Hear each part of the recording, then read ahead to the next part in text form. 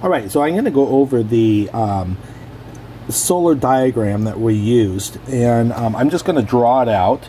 So this is, let's say that this is our RV roof right here, and I'm just going to do the new install.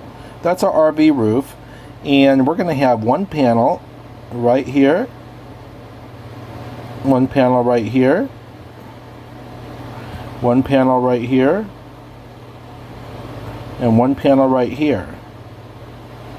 Okay, now the tricky part is that we have to make sure that the volts and the watts, the volts and the amps going down can be handled by the charge controller. And I have a 100 watt or 100 amp charge controller. All right, so each one of these panels is 310 watts, which doesn't really make a difference with what we're doing, but these are pretty big.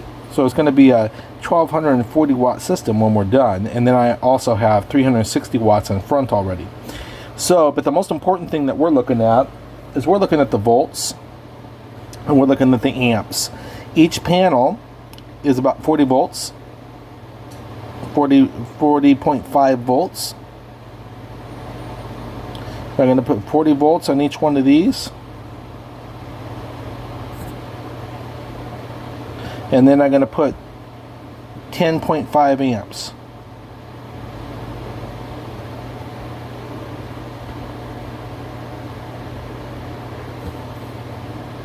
I guess I should use the same.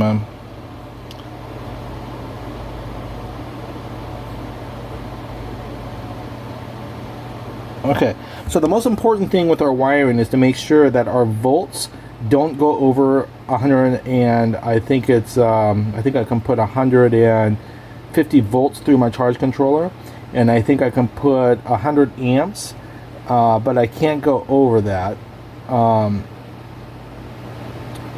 So 40, yeah. So I can't wire them all in series because that would add the volts. I'd have 160 volts, and that would go over my charge controller limits.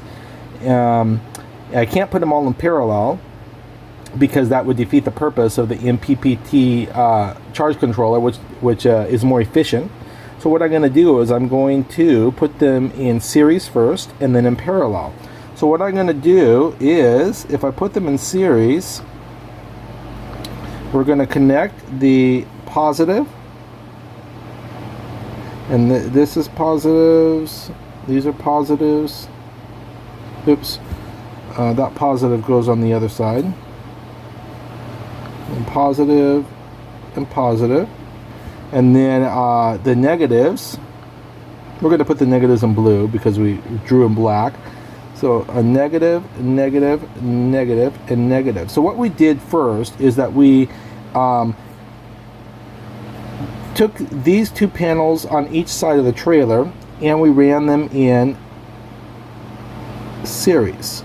So we connected the positive and the negative on each side of the trailer. And essentially that made these two panels over here on the left one panel, and these two panels on the right one panel. So they're in series. When you put electricity in series, the amps stay the same and the volts are additive. So now I have 80 volts coming out of each set of solar panels. Now I need to make sure, now that these are in series, what I'm going to do is I'm going to parallel the connections.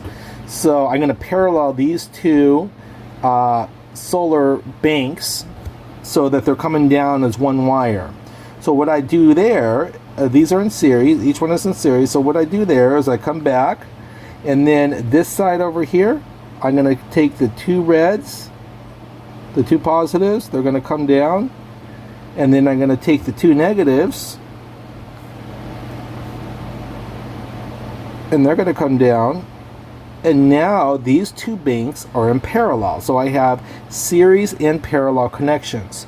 Now when they come down in parallel, the volts stay the same, so I still have 80 volts, and the amps are additive. So I have 21 amps coming down. And we could have got away with a 12 gauge wire, but we used 10 gauge wires to make sure that we carry the amps down without loss. And so we have 80 volts coming down and 21 amps coming down, and the entire array. And these are open circuit measurements. The actual it doesn't matter. These are open circuits. The actual what's going into the charge controller is a little different, but you have to figure it with the open circuit maximums. So anyway, so we have 80 volts coming down and 21 amps, and that's going to go into our charge controller. And then it's going to take all the extra volts, because it's only a 12 volt system, and it's going to convert those volts to amps. And it's going to add those amps together, and I'll have hopefully 30 or 40 amps coming down to charge the battery bank. And that's in addition. And then, of course, this goes into a 100 amp charge controller, and I'm going to use a Renogy 100 amp charge controller, and then that goes into my battery bank. And then on my other solar system, I have a 40 amp charge controller, also Renogy, and that's going to connect to my battery separately. So I have a 40 amp going in here, 100 amp going in here, two different solar arrays. This is the new solar array I have set up. So watch the videos, and I'm going to actually show you the process of putting the solar panels onto the RV and the different work that they did. Thank you.